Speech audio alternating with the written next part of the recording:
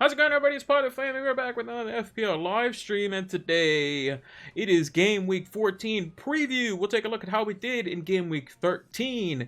We'll take a look ahead at our predictions and differential picks, and take a look at how we did last week as well, as we have the scoring system for that. We'll take a look at what we are looking to do with our team for Game Week 14. We'll also take a look at some potential future transfers. We'll take all your questions in the chat as we normally do. And we'll kind of narrow things down a little bit now. We're starting to look at more short-term moves because of the fact that the World Cup is only 3 game weeks away. So we'll make sure to take a look at that as well. Also, some potential Haaland news. Maybe he won't be captained as much this week, as Pep kind of aired on the side of caution tonight, taking him off after 45 minutes. So we'll get into all those details and more on this stream. So without further ado, let's see how my team did in Game Week 13. So we got the team up on the screen for you there. A little bit of a disappointing week, to be honest. I thought I was going to end up with a little green arrow. I mean, I technically only had 2 returns in the whole team because Haaland doesn't really count. Andreas and Williams on my bench with 10 and 6 points respectively. Not the greatest. So we overall ended up with 53 points. It was a small red arrow. Nothing too crazy. It ended up only being like, I want to say like 80k places or something like that, which isn't that much in the grand scheme of things. I think it was like a less than 10% red arrow. Very small, very small. My safety score was like 57 to get a small green arrow, so not the end of the world. We made 2 free transfers. We brought in both Saka and Jesus, and we got rid of Madison, who scored unfortunately, and then Solanke, who came off injured. So at the end of the day, was down on that one. It seems like all my transfers I'm down on. However, I was considering getting rid of De Bruyne for Foden for a hit, which would have definitely not worked out for sure. It would have also meant that I would have to get rid of Mitrovic and keep Solanke, played a midfield 5, and bench Solanke, so that wouldn't have worked out either. So, bit of half a dozen one way, half a dozen the other. But let's run through the team. So we got Raya in goal, 2 points. Again, you know, not necessarily expecting him to keep a clean sheet every week. I mean, getting 2 10s in a row is fantastic. But he got 2 points in a 4-0 defeat versus Villa. I didn't expect a 10-pointer versus Chelsea. So I guess when you look at it, he got basically 2 clean sheets across both of them, which I can definitely be happy with, all things considered. Just didn't get it this week. Got it front-loaded, as it were. Cancelo, 2 points. Again, I expected Brighton to score. Nothing really too crazy there. Trippier, I expected them to concede as well, so no surprise there. But Palace is just really disappointing me. 3-0 loss to Everton. Gehi getting booked again. He's now on 4 yellow cards. And if he gets booked before, I believe it's the World Cup, then he gets suspended for a game. I'm not sure if it's the World Cup or the New Year, whether they've changed that. But before, it used to be all the games up until and including the last game in December were basically, if you got 5 yellow cards, you were suspended for a game.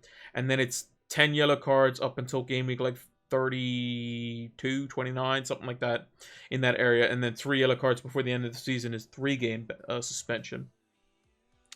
Into midfield, Zaha, again, thought he was going to get sent off, so I'm glad he didn't. Martinelli, just 2 points. Saka, the 1 point. Jesus will include into that, just 2 points. Again, Arsenal, very disappointing. One tactical note, which potentially could crop up versus the likes of Chelsea and Wolves, if they do go this route, is that basically Arsenal were cutting Southampton to ribbons, basically. They were absolutely shredding them left, right, and center. Xhaka gets the goal. And then Hasenhüttl says, okay, we're switching to a back 3. The second they switched to a back 3, Arsenal didn't have a sniff apart from the fact that Odegaard scored, but it was rightfully ruled out because of the fact that the ball had basically gone out of play and the players kind of stopped. So that was the only real other chance, to be honest, all things considered. Southampton's goal was very good, and I thought for the most part Arsenal kind of struggled a bit. Jesus is being considered one of the best signings of the season. But has the same number of goals scored as Darwin Núñez, who's considered a flop, and Jesus has almost double, if not double, the amount of minutes. So not really sure what to think there. And this is coming from a United fan, someone who doesn't really like Liverpool too much. But yeah, a bit questions need to be asked there for Arsenal fans. A little bit of a slip up. They have an easy fixture this week versus Forest at home. I expect them to do well considering they're at home. But then 2 tough fixtures before the World Cup. And then who knows what after the World Cup's going to bring with injuries and that sort of stuff. Then they have a brilliant run from February till April with relative ease in there as well. And still 2 fixtures to be made up versus Man City and Everton. And then lastly, De Bruyne getting himself a goal, so that worked out, keeping him. Was good to see that. Haaland, again, I mean, the dude's got 17 goals in 11 games or whatever it is. It's just crazy. It's just absolutely crazy. But Pep Guardiola did say that Haaland had a bit of a fever and he had a bit of a knock on his ankle, which is why he took him off at halftime in tonight's Champions League game versus Dortmund. Now, does that mean that he's fine for the weekend? We'll have to wait and see. It would be peak Pep Guardiola to just kind of say these sorts of things and then people kind of doubt themselves.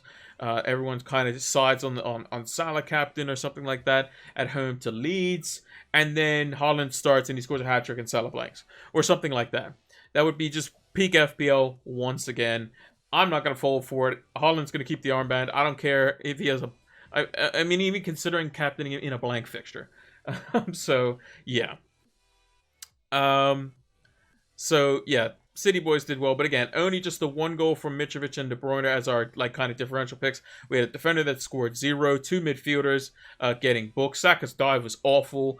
To be honest, I think Saka's becoming more and more of this sort of kind of player trying to con the ref. I could be wrong here. I could be wrong. There's a lot of players that are doing it, and Saka, for someone who's he's only 20 years old, you don't want to see younger players trying to implement that into their game. It's just basically not what you want to see. I think if he just stays on his feet, he has a genuine attempt to just score rather than trying to con a penalty, which I don't understand why players are going down. If there's a place that you want to con the ref or go down in the box, basically, is when you're being grabbed, because United got cheated, basically, by conceding a penalty, which Jorginho scored. Pretty good on penalties. And then Arsenal, in the same vein, had something similar where Gabriel was grabbing somebody or where Gabriel was being grabbed, something like that, and they didn't call that either. But it happens all the time, and only United got called for it this weekend. And then you have the situation where you have Zuma getting a goal when literally Kerr was playing volleyball before. So again, everyone will question the usage of VAR. Again, VAR, the review system is perfectly fine. The problem is it's just giving referees who are already in a situation where they don't make good decisions with limited information. When you give them even more information, you think they make better decisions, but it seems like they're confusing themselves even more, overthinking things, and just trying to get rules that are black and white when the handball rule isn't. So, but you could genuinely see his arm and body move towards the ball and push it in a advantageous position, in which case should have been ruled out. But they looked at it black and white and said, oh, he was the assister of the goal or created a goal-scoring action. And that means it doesn't matter. If we deem it accidental, then it's not a handball.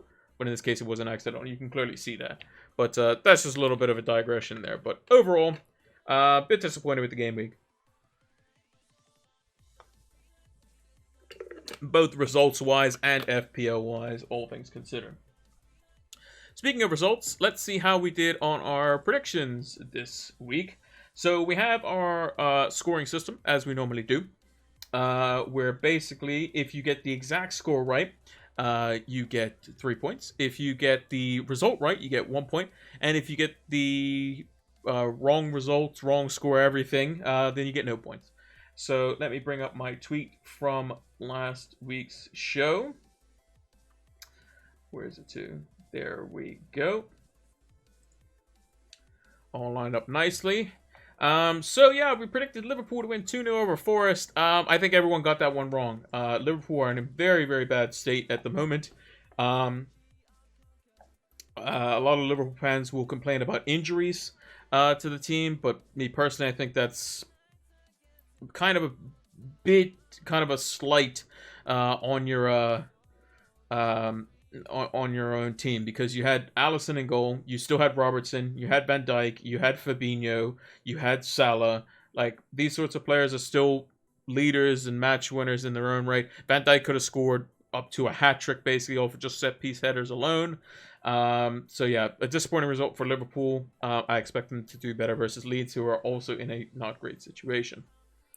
Everton versus Palace. Really expected Palace to do better in this one, but I think missing Decore this weekend definitely did not help Palace, and I think overall that's why they got kind of ripped up a bit. And Calvert-Lewin put on an excellent show and could be our Game Week 15 makeway, or basically the guy we go to as Mitrovic makes way in Game Week 15 when he has 2 tough fixtures to end the period before the World Cup, where he plays City and United.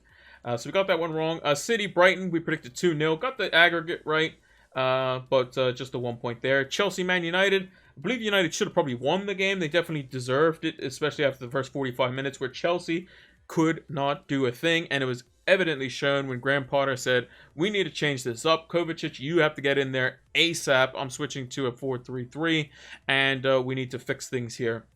But unfortunately, close maybes, if and then Chelsea almost stole it at the end, but if not for a Casemiro brilliant header. So we got that one wrong, unfortunately. Same with Brentford, Aston Villa. We got that one wrong too, which is a bit of a shame, because I thought Brentford would do well, but clearly it was Steven Gerrard that was holding the team back all along. Fulham Leeds. Fulham with the 3-2 win over Leeds. Close. We got Leeds score correct, and we got almost the amount of goals right. But that one was wrong as well. Same with Arsenal and Southampton. We predicted Arsenal to win that one. It wasn't meant to be for them. They kind of just looked out of like ideas and creativity once Hasenhüttl changed the system. And then same for these next two. Predicted 2 draws and ended up being 2 wins in favor of Newcastle and Leicester City. Newcastle into the top 4, looking great. And then lastly, West Ham versus Bournemouth. Again, they probably should have won 1-0, because I think the first goal should have been ruled out for sure. So a very, I think that's probably one of my worst weeks prediction-wise. But all things considered, it was pretty hard to predict some of these. I guess some of these outcomes were pretty bad. Everyone thought probably Liverpool, Palace,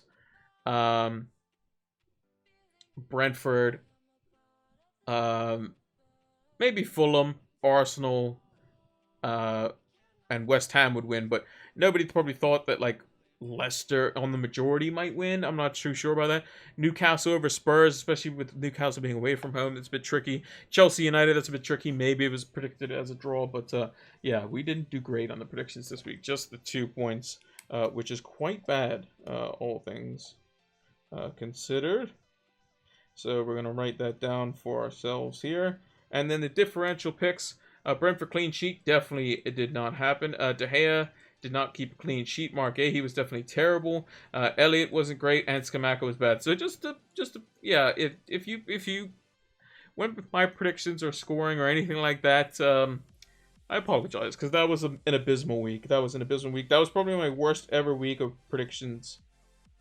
I think since playing FPL, to my recollection. So I apologize for that. I greatly apologize, because I thought my predictions were not too bad, but apparently not. Moving on to this week's predictions. Well, surely we should get these ones better, right? We should get these ones better. Let's move the notepad onto the screen here. So, we've got Leicester versus Man City. We've got Bournemouth versus Spurs. We've got Brentford versus Wolves. Brighton versus Chelsea. That should be an interesting one. Graham Potter versus Old Club. Crystal Palace versus Southampton. Newcastle versus Aston Villa. Fulham versus Everton. Liverpool versus Leeds. Both teams needing a win there. Arsenal versus Forest. And Man United versus West Ham to round off the fixtures. So, fantasy football community post a article every week over on their website, fantasyfootballcommunity.com, where we put our predictions. So I've done my predictions already for this game week.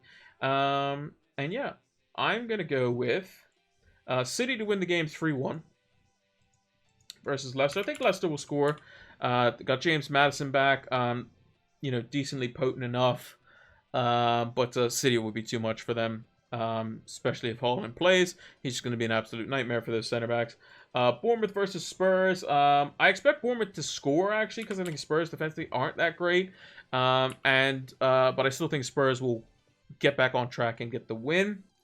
Brentford versus Wolves. Brentford will bounce back. I think 2-0 over Wolves. I don't think Wolves are anything special in particular, especially since sacking Bruno Lage. It just seems like they just aren't going to recruit another manager, and they could be in the kind of drop zone to stay potentially for a longer period.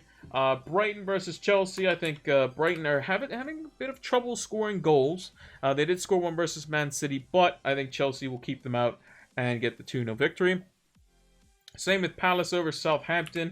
I think Southampton away from home are going to be a bit more defensive, and I think Palace will definitely open them up because they'll have Decore back, a bit more of a shield. They need to play Zaha through the middle. They definitely need to play Zaha through the middle.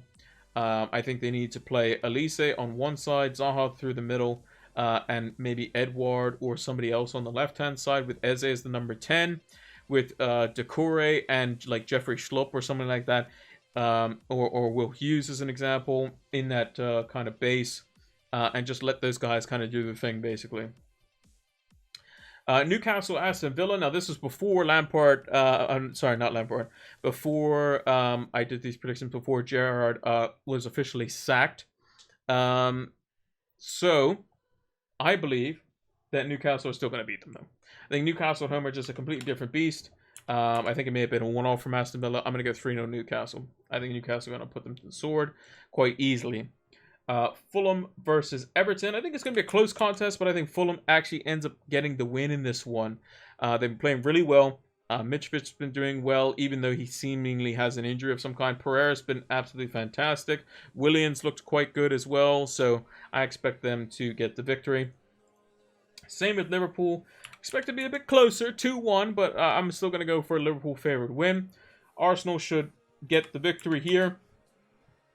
3-0 over Forest, and I think United will keep West Ham out, who seem to struggle for goals just in general at the moment. Something just doesn't seem completely right, unless it's something where they get a random set piece or, some type of brilliance from Scamacca or something like that. They don't really create much, to be honest, and they're going to be very defensive away from home as well. It's going to be on United to break them down. And United are going to have that sort of test in midweek on Thursday versus Sheriff, who are almost certainly going to park the bus as well. So they're going to have a lot of practice of having the ball and trying to break a low block down. So obviously West Ham being a stronger opposition than Sheriff, almost certainly. But I think United will at least have the practice for that. And I think they'll ultimately get the victory. Clean sheet for this week. I'm gonna go with I think Crystal Palace finally keep a clean sheet. I mean, they have to keep a clean sheet, surely. Let's go. Is Guaita still under 5%? He is. Let's go with Guaita to finally keep a clean sheet. Why not? Guaita to keep a clean sheet. Let's give it to him. Differential defender for this week. I'm actually going to go... I believe he's under 5%. I think Sven Botman might be the one to go for. A threat on set pieces. Aston Villa, in my eyes, aren't the greatest at set pieces, even though they have a lot of, taller players. But as we've seen in recent weeks, Tyrone Mings is a bit prone to mistakes. Martinez has flapped at a couple of set pieces and that sort of stuff. So I think Sven Botman could be the one to potentially go for there. Differential midfielders. I think this is where we can get a bit creative here. And I'm actually going to go for... is he even 5%? He's close to 5%, but I want to go for him anyway.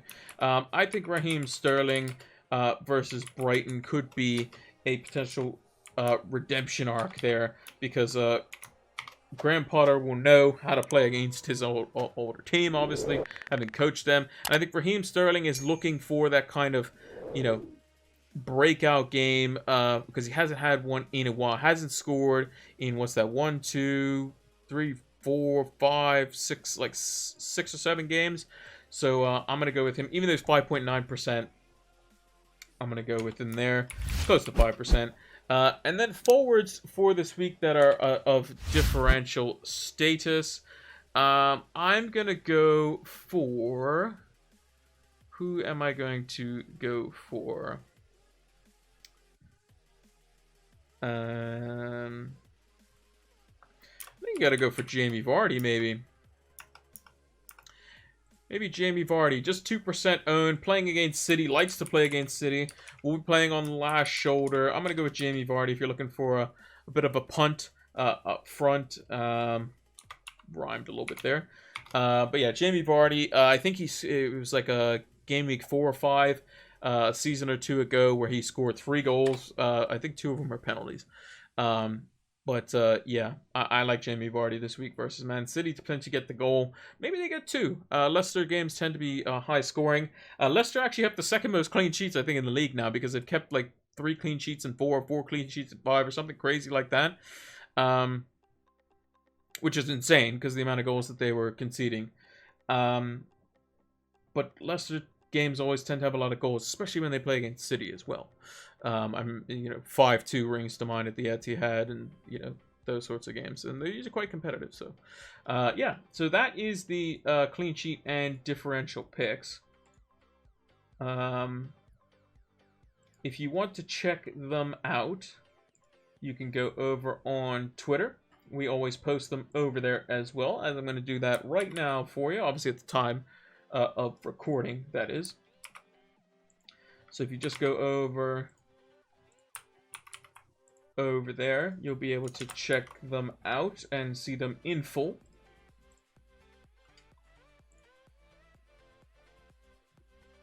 There we are.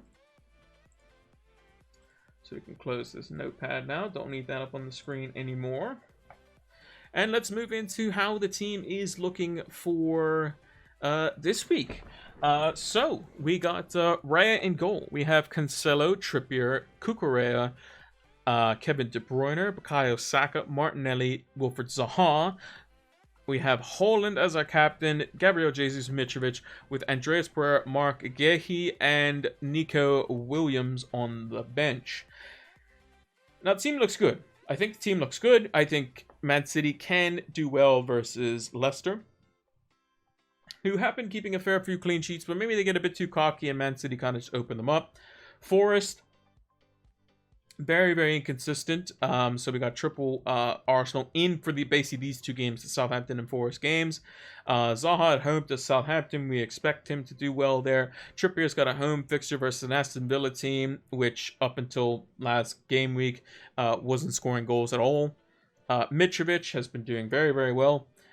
So basically the only transfer or the only positions that I'm kind of considering is that Cucurella spot. Would I like to play Andreas Pereira this week? Probably not as much, given that he did get 10 points.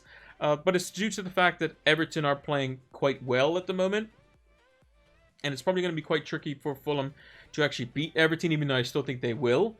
So I'm going to hedge on the side of benching him at the moment. But it would be, who would I play him over? I'd have to play him over one of the 7 guys. 2 City, 3 Arsenal, Zaha, and Mitrovic. And I don't see that happening. So if I could play him over a defender, I would.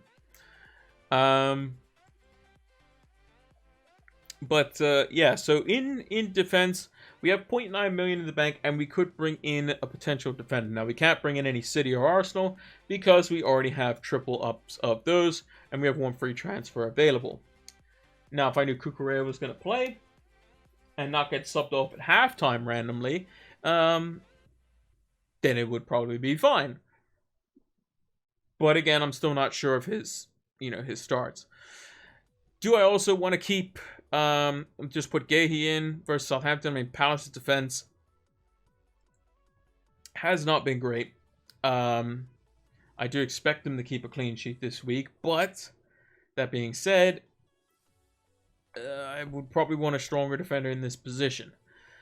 So, if we go to defenders at the moment, you know, the high-scoring defenders, we got Trippier, we got Cancelo, we got Saliba, we got Cher.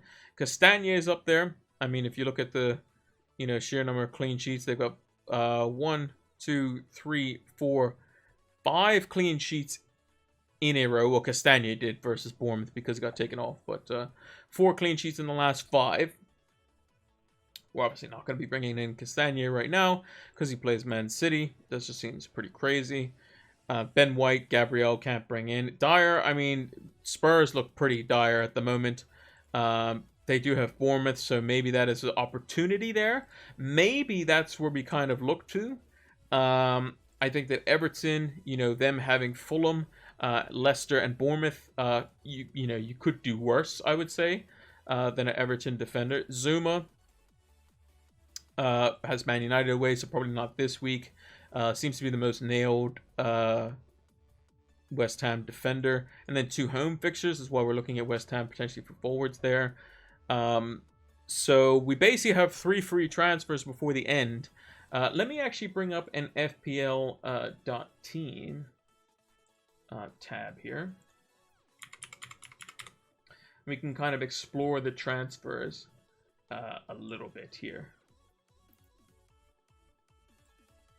So this is what the team looks like as it stands right now. Cucurella would be in for Gehi at the moment. So we basically have 3 free transfers before the end, and we can save them. Excuse me. We could save them. We can do however which way we want to go about them.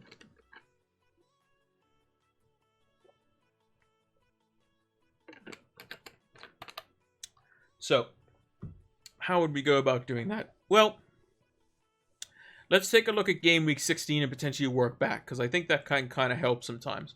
So where are our weaknesses for the final game week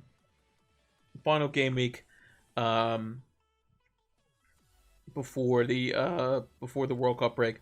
Raya versus Man City is bad, and Arvison's probably not going to play. So we would need to bring in a goalkeeper of some kind. Who has the single best fixture in that week? Potentially.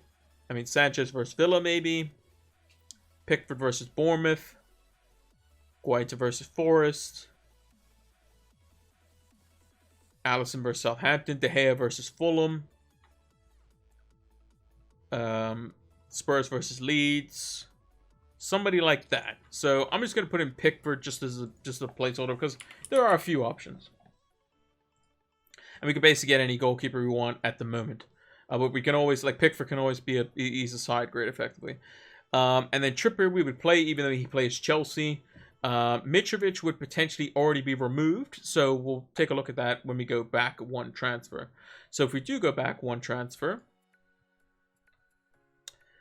Mitrovic versus Man City. This is where we would take out Mitrovic. Now, who could we take him out for? Well, Calvert-Lewin is 7.9, so we would have had to downgrade somebody else before we get him in order to do so. If we wanted Calvert-Lewin for the Leicester at home, Bournemouth away fixtures. If we wanted to go to Scamacca, who's 6.8, he is an option. Crystal Palace at home, Leicester at home. Look to be 2 good fixtures for the Hammers. So let's put him in as a placeholder. That could be something that we go for. And we just keep the Arsenal boys and just play them against the Chelsea. And then if we go to the previous game week before that, this is the current game week. If we got rid of Cucurella, again, Mitrovic is current sell value is the same as Scamacca. So we would have to get rid of... we couldn't go above, let's see. So basically, we could use the money if we want, but we want to give ourselves at least a 0.1 buffer. So I think we could potentially go for a Spurs defender. I think we could potentially, punt on the likes of a Perisic, as an example, against Bournemouth. Maybe bench him versus Liverpool and hope that he plays versus Leeds. Maybe that's an option. Doherty would be the same kind of ordeal. It depends on who plays for Spurs tomorrow night. So at the time of recording, it's Tuesday evening. So we'll have to wait and see who Spurs field on Wednesday in the Champions League, because they still need to win, mind you. So if I see that Perisic is potentially benched, or is benched in the Champions League, then maybe he's the one to go for to guarantee that Bournemouth game. So let's say it is Perisic. We can get either or. How would that look if we have to bench Perisic versus Liverpool? Because inevitably Spurs will concede versus Liverpool. And Perisic might not play versus Liverpool. So, who we have in his stead? Well, there's not many good options, to be honest. We got Gehi away to West Ham, who we would then be bringing in a striker as well. That would also be pretty much going against what we want in that instance. So we kind of don't necessarily want a Spurs defender in this instance, if we are relying on Gehi to come in against the striker that we're bringing in, unless we're just banking against West Ham, as it were. Or maybe we hope that Nico Williams plays versus Brentford. That could be a bit of an issue there. So if we were to, let's say, play Nico Williams as an example, or if we had the inkling that Perisic even does start versus Liverpool, and we stick him in there, it's still a bit, not great. And then at the end, he's got Leeds, and we can play him versus Leeds, and then we're kind of happy there. If we take a look at other defenders for the last three, so we're looking for basically 3 green fixtures. What I see United have 3 green fixtures. I see City have 3 green fixtures. I see Everton have 3 green fixtures. And I see nobody else, basically. So it's basically United, City, but we can't get City. Or at least we want a green fixture for sure in Game Week 15, so that we don't have to play Mark Gehi. And we would definitely want at least a green fixture for the last game as well. Potentially. But if we're going to bring in somebody, probably the first 2 fixtures definitely need to be good. The middle one for sure. So who is that going to be? Well, I think that obviously we can't get City because we have 3 City. Everton's kind of a bit not really a fan. Chelsea, again, their fixtures are kind of tough. Brighton, you wouldn't want to play them this week. United is definitely is the possibility, but who do we go for is the question. That would be the real kind of question there. Because you're more than happy to play the United defender versus West Ham, versus Aston Villa, versus Fulham. You're perfectly okay with that.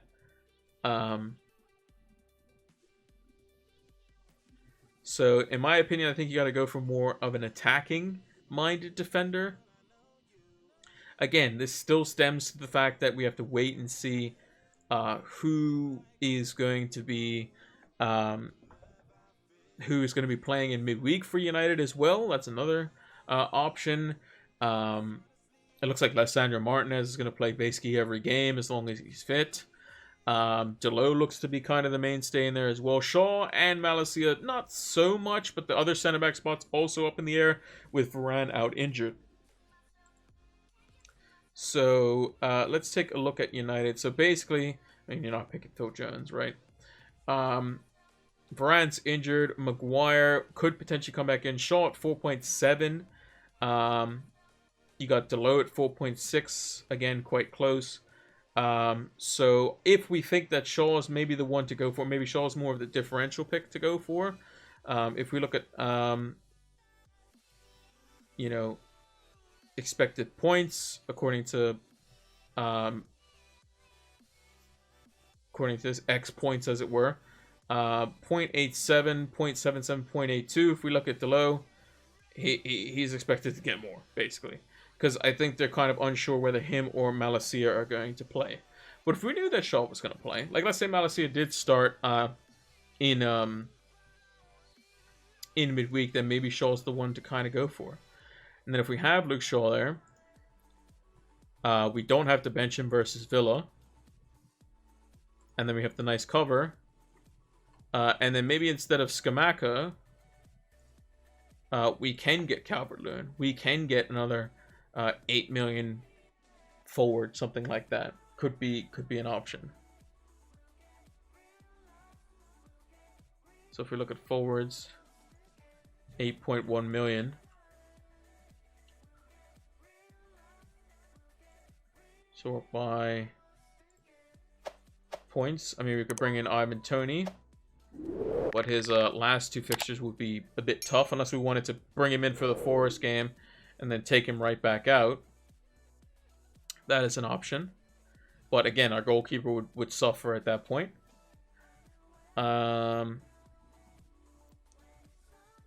So yeah, there are a bunch of different options.